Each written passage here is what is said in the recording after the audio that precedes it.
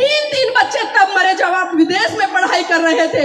मैंने अपना दर्द कभी बयान नहीं करा, लेकिन आज मेरा बेटा राज रतन, जो कि आपका सबसे बड़ा दुलारा और प्यारा था, आज वो इस दुनिया में नहीं रहा, तो मैं कैसे चुप हो जाऊं।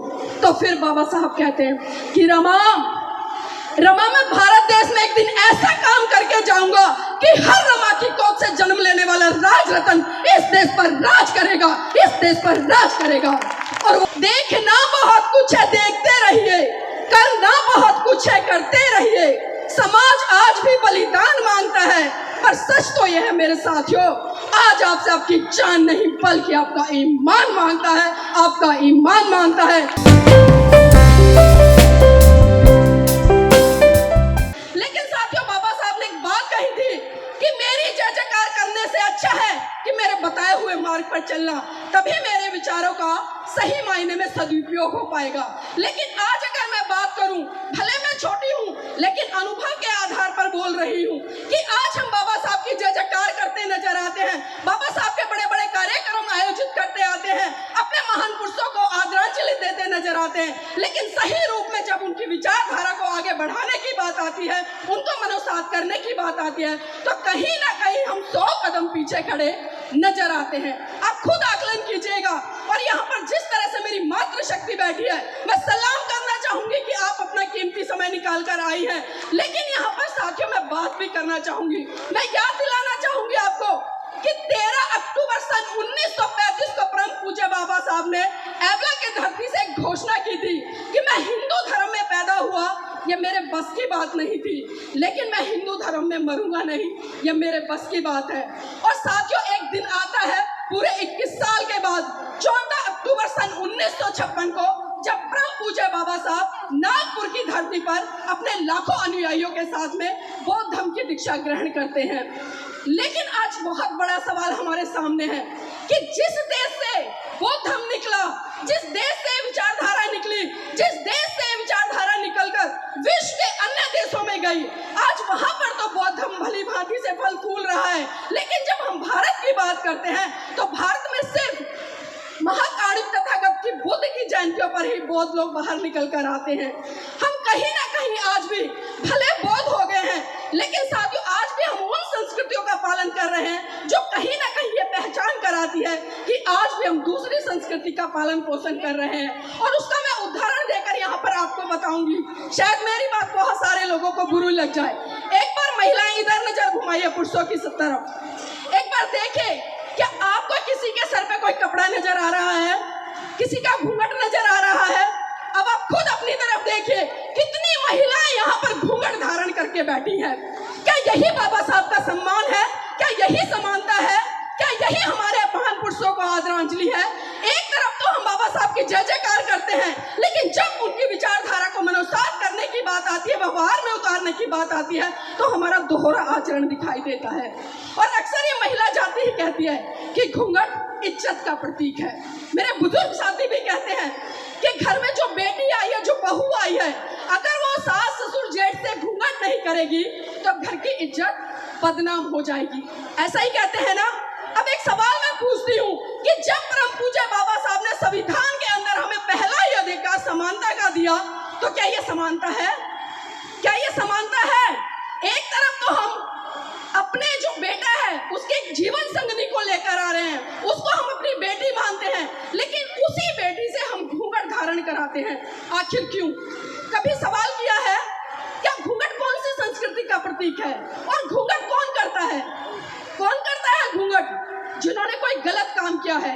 चेहरा वही लोग छुपाते हैं, लेकिन हम क्या कर रहे हैं? आप इतनी सुंदर सुंदर हो, पढ़ी लिखी हो, डॉक्टर होगी, इंजीनियर होंगी, जज होगी, वकील होंगी, डॉक्टर होंगी, फिर ये घूंघट किस लिए? किस लिए ये घूंघट? और मैं यहाँ पुरुषों से भी कहना चाहूंगी, क्या इसी तरह से हम अपने आप को बाबा साहब का अनुयायी कहते हैं? और मैं अपनी मातृशक्ति से भी कहना चाहूंगी, जिस तरह से अगर ये पुरुष आपका घूंघट ना उगड़वाए, तो अगली बार जब ये आपकी ससुराल जाए, ध्यान से सुनिएगा, जब ये आपकी ससुराल मायके में जाए महिलाओं के, तो इस पुरुष से घूंघट करा के लेके जाना, तब देखेगा समानता स्थापित होगी। करिएगा इस काम को, लेकिन हम नहीं करेंगे, क्योंकि आज भी मैं कह रहा हूं कि जब भी महिलाओं की आजादी की बात आई है, उनके आंदोलनों की बात आई है, उसमें सबसे अग्रणी भूमिका पुरुषों की दिखाई देती है। लेकिन मैं आग्रह करूंगी, आज हम 21वीं सदी में जी रहे हैं, आज हमारे पास में संविधान है, तो आज हमें इस समानता को स्थापित करते हुए पुरुषों के साथ में कंधे से कंधा मिलाकर आगे बढ़ने का काम करना है। और एक छोटा सी बात और मैं यहाँ पर बताना चाहूंगी, अब ध्यान से सुनिएगा।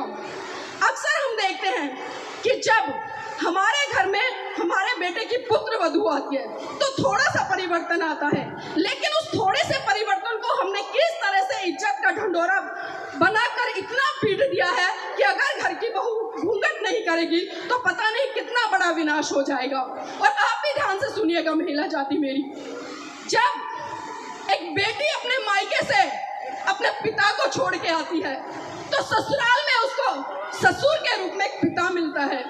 जब अपने बड़े भाई को छोड़कर आती है तो जेठ के रूप में उसको एक बड़ा भाई मिलता है। जब अपने छोटे भाई को छोड़कर आती है तो देवर के रूप में उसको एक छोटा भाई मिलता है। जब अपनी ननंद को छोड़ के आती है तो बहन के रूप में एक ननंद मिलती है। और जब अपनी माँ को छोड़ के आती है तो सास के रूप में एक बहुत प्यारी सी माँ मिलती है। लेकिन हम इन रिश्तों को समझते नहीं हैं। आज इन रिश्तों के हमने मायने बदल दिए हैं। अब मैं आती हूँ दूसरी बात पर। एक बार पुरुष हाथ उठाए, एक हाथ, कोई भी हाथ उठा लीजिएगा, मैंने पुरुषों को बोला है। अब महिला एक बार देख लीजिएगा, हाथ नीचे कर लीजिएगा। अब महिलाएं हाथ उठाएं अपने। अब आप देखिएगा 90% महिलाओं के हाथों में चूड़ियां हैं। अब मैं पुरुषों से पूछती हूँ, चूड़ियां किस चीज का प्रतीक होती हैं? आपने स्कूलों में पढ़ा होगा, यहाँ पर प्रिंसिपल भी होंगे, टीचर भी होंगे, स्टूडेंट भी होंगे। चूड़ियां किसका प्रतीक होती हैं? बताइए मुझे, किस चीज का? गुलामी का। चूड़ियां किस चीज का प्रतीक होती है? कायरता का। किस चीज का प्रतीक होती है? कायरता का। अब ये महिला खुद निर्णय ले, क्या आप कायर हो, क्या आप बुज़दिल हो, क्या आप डरपोक हो? जब हमारे पड़ोस में लड़ाई होती है ना, और जब हमारे पुरुष घर में चुपचाप आकर बैठते हैं तो सबसे पहले ये महिलाएं कहती हैं कि घर में जाओ और चूड़ियां पहनकर बैठ जाओ। इसका मतलब क्या हुआ कि आप डरपोक हैं?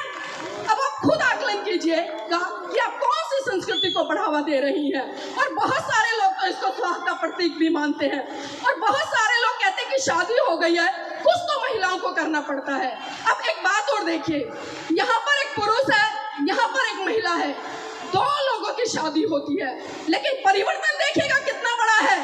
एक तरफ जो पुरुष है, सर से लेकर पांव तक देखिए, ना तो उसके पैरों में कुछ मिलेगा, ना उसके गले में कुछ मिलेगा, ना उसकी मांग में कुछ मिलेगा, ना उसके माथे पे कुछ मिलेगा। लेकिन वहीं दूसरी तरफ आप महिला को उठाकर देख लीजिए, सर से लेकर पांव तक 16 श्रृंगार में लदी मिलती है। पैरों में बिछुए होते हैं, पैरों में पायल होती है, गले में मंगलसूत्र होता है, हाथ में चूड़ियां होती है, मांग में सिंदूर होता है, माथे पे बिंदिया होती है। ये कौन सी संस्कृति का प्रतीक है? क्या यही समानता है? क्या यही समानता है? मैं सच कह रही हूँ, अगर आज परम पूज्य बाबा साहब जिंदा होते ना तो इस समाज की हालत को देखकर मर गए होते दोबारा से। लेकिन हम आकलन नहीं करते हैं, हम सोचते नहीं है कि हम किस दिशा में काम कर रहे हैं और क्या काम कर रहे हैं। अब मैं आती हूँ तीसरी बात पर। मैं पुरुषों से एक सवाल करूंगी। एक त्योहार आता है साल में, महिलाएं बड़े हर्षोल्लास के साथ मनाती हैं, उसका नाम है करवा चौथ का व्रत। किस लिए करती है महिलाएं, आप बताइए, किस लिए करती है? चलिए मैं महिलाओं से पूछ लेती हूँ, जो करवा चौथ का व्रत आप किस लिए करती है? कोई तो बताए। किस लिए? पति की लंबी उम्र के लिए। अब आप अपने पतियों से पूछिए कि आपकी लंबी उम्र के लिए ये कौन सा करवा चौथ का व्रत करते हैं? पूछो एक बार, क्या करते हैं? और इसका मतलब क्या समझे कि आप जल्दी से निकलो और ये दूसरी ले आए।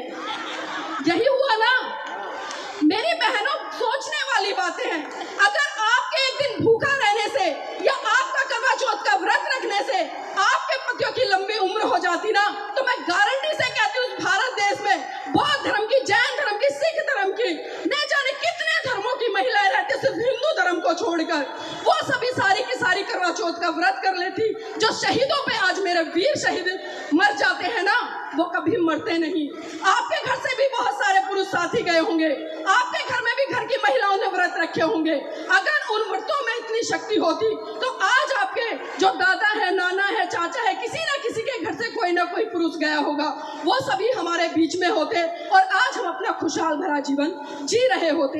लेकिन हम इन चीजों पे कभी ध्यान लगाते ही नहीं है, कभी सोचते ही नहीं है, कभी मंथन ही नहीं करते हैं। और एक चीज और देखिए, जब हम करवा चौथ का व्रत खोलते हैं, खासकर मैं महिलाओं की बात कर रही हूँ, तो हमारे पुरुष साथी भी सज धज कर टाई वाई कोट वोट पहनकर खड़े हो जाते हैं। और महिला जब व्रत खोलती है तो छन्नी में से किसको देखती है? किसको देखती है? चांद को। अब एक बात बताइए मुझे, जब बचपन में आपका बच्चा रोता है तो आप बड़े गर्व से कहती हैं कि बेटा देख चंदा मामा निकल गया। क्या बोलती है? कि बेटा देख चंदा मामा निकल गया। और जब करवा चौथ जैसी रूढ़िवादी परंपराएं आती है तो आप उसी चांद को, उसी भाई को पति के रूप में देखती है। तो कैसा दोहरा मापदंड? क्या इसी दिन के लिए परम पूज्य बाबा साहब ने 4 बच्चों की कुर्बानी दी? क्या इसी दिन के लिए परम पूज्य बाबा साहब ने अपनी मात्र 35 साल में अपनी जीवन संगिनी की कुर्बानी दी? क्या इसी दिन के लिए परम पूज्य बाबा साहब ने जितने भी भौतिक संसाधन थे उनकी कुर्बानी दी? और इस कुर्बानी को आगे बढ़ाते हुए मैं घटना का जिक्र जरूर करना चाहूंगी, क्योंकि आज जो ऐश मौज की जिंदगी जी रहे हैं ना, अगर मैं उस घटना का जिक्र ना करूं तो कहीं ना कहीं बेईमानी होगी। साथियों, बात उस समय की है जब परम पूज्य बाबा साहब बम्बई हाई कोर्ट में प्रैक्टिस कर रहे थे। अचानक उनके पास खबर पहुंची कि बाबा साहेब, आपका बेटा राजरतन बहुत बुरी तरह से बीमार है और अपने जीवन की अंतिम सांसें ले रहा है। यह घटना सुनकर परम पूज्य बाबा साहब तुरंत घर दौड़े आए और जैसे ही बाबा साहब ने अपने बेटे राजरतन को गोद में उठाया तो राजरतन ने बाबा साहब की गोद में ही दम तोड़ दिया। और ये मंजर देखकर माता रमाबाई बिलख बिलख कर रोने लगी और साहब का कॉलर पकड़कर कहने लगी कि साहब बस कीजिए, बस कीजिए साहब, बस कीजिए। एक एक करके आपकी समाज सेवा के भूत ने मेरा पूरा परिवार उजाड़ दिया, साहब बस कीजिए। तो बाबा साहब कहते हैं कि रमा, रमा चुप हो जा, रमा चुप हो जा, तू तो रो भी सकती है लेकिन मेरी तो आंखों के ही आंसू सूख चुके हैं, क्योंकि प्रतिदिन मैं अपने समाज के हजारों बच्चों को मरते हुए देखता हूँ। रमा चुप हो जा। तो माता रमाबाई फिर कहती है कि बाबा, बाबा साहेब, मेरे 3 बच्चे तब मरे जब आप विदेश में पढ़ाई कर रहे थे।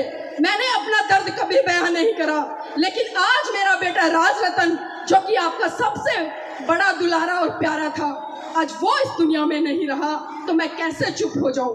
तो फिर बाबा साहब कहते हैं कि रमा, रमा, मैं भारत देश में एक दिन ऐसा काम करके जाऊंगा कि हर रमा की कोख से जन्म लेने वाला राजरतन इस देश पर राज करेगा, इस देश पर राज करेगा।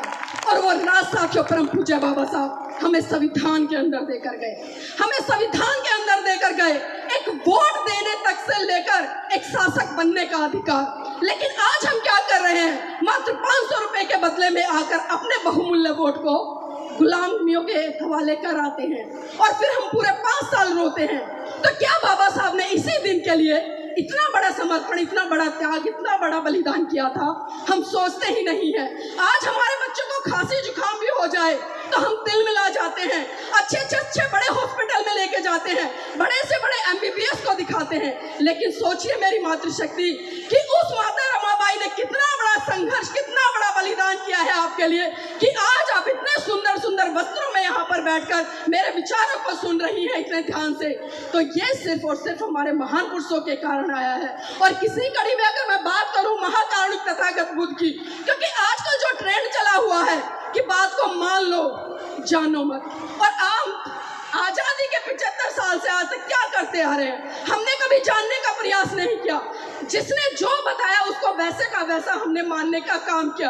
और वही कारण है कि आज हम सत्ता से भी बहुत दूर हैं और धम्म से भी बहुत दूर हैं। महाकारुणिक तथागत बुद्ध ने कहा कि आप किसी भी बात को इसलिए मत मानो कि बहुत बड़े बड़े बुद्धिजीवी कह रहे हैं। आप किसी भी बात को इसलिए मत मानो कि मैं कह रहा हूँ। आप किसी भी बात को इसलिए मत मानो कि वो बहुत बड़े धर्म ग्रंथों में लिखी हुई है, बल्कि आप उस बात को तब मानो जब आप उसको अपनी बुद्धि की कसौटी पर खरा उतार लो और ये आकलन कर लो कि वो बात सही है या गलत है। अगर आपको वो सही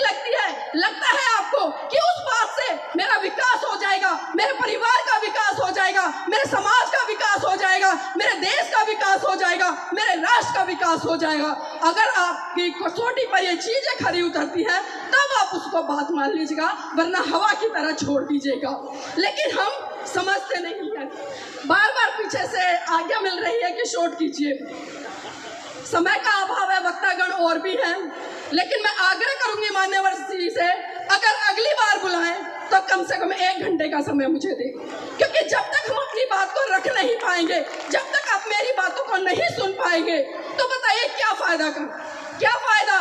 क्योंकि बाबा साहब ने भी कहा था कि शिक्षा शेरनी का वो दूध है जिसको जो जितना पिएगा वो उतना दहाड़ेगा।